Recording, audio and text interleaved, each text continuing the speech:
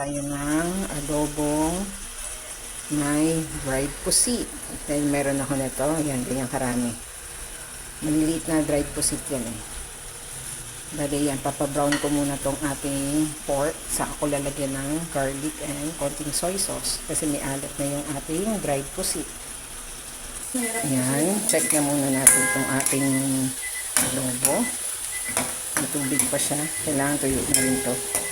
Saka natin ilalagay yung bawang at ating pusit. Ayan, pwede na natin ilagay itong ating bawang.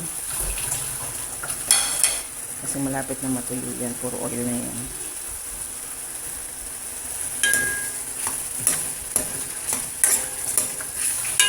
Hindi pa ako naglalagay ng salt and pepper. Ilagay na natin dyan yung ating pusit.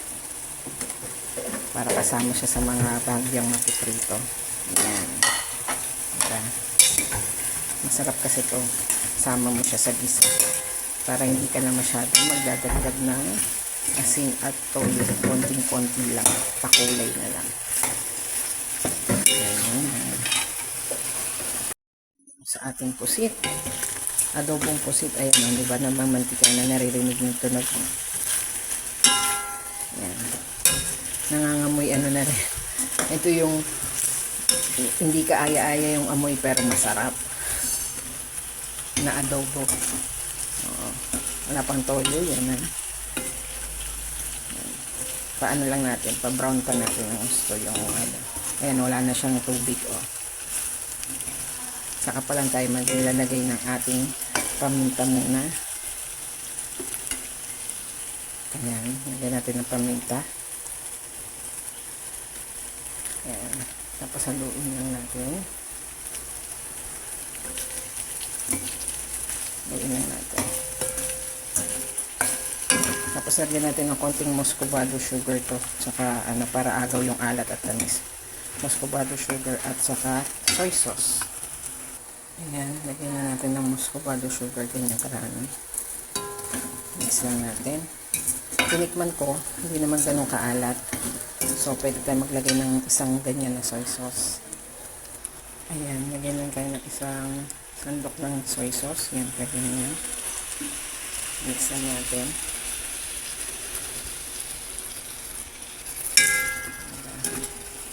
Ayan natin mag-simmer. Tapos maglalagay tayo ng tubig. Pagpakuluan na natin. Malambot na yung pork actually. So, lalagyan lang tayo ng mga 1 cup ng mga isang bowl o half bowl ng hot water para dito. Ilang muna natin para kumapit talaga ng gusto yung ano, soy sauce. Diba ng brown na. Nakakatulong din yung muscovado sugar para magpa-brown yung ating pork. Diba? Tapos healthy sugar pa yan. Yan. Ganito lang karami yung hot water na nilalagay natin. Para mabilis maluto. Yan. Yan. Sisimmer lang natin to. Oh. Kasabay na yung pusit, diba? Lalambot din yan. Makakain na natin. Yan. Pero siguro magdagdag pa ako ng konti pa na hot water. Yan. Hindi pa natanggal na yung ano. Yung kumapit dito sa sandok ng mga sugar and garlic. Yan. Ayan natin kumulo. Tapos tatakpan lang natin. Simmerin.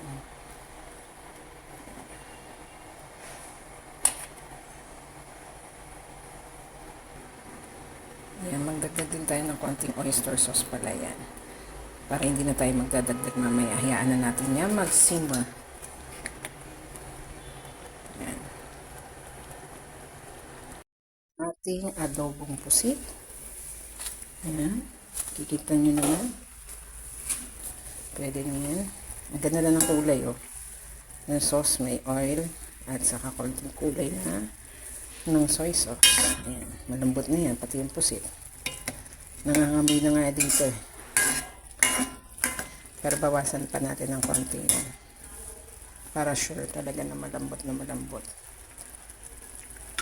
Si mama hindi ko papakainin ng pusit kasi makunat-kunat yan, hindi na kaya ng ngipin niya. At postiso pala niya. Natin ito. Ito na yan eh.